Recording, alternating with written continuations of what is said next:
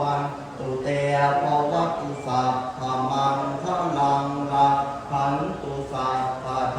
วตาสัพพสังฆานุภาเว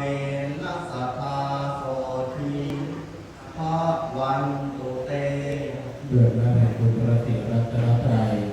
ด้วยอำนาจแห่งบุญกุศลที่ภรรยาบุตรีญาติพี่น้องและท่านผู้เกียรติทุกท่าน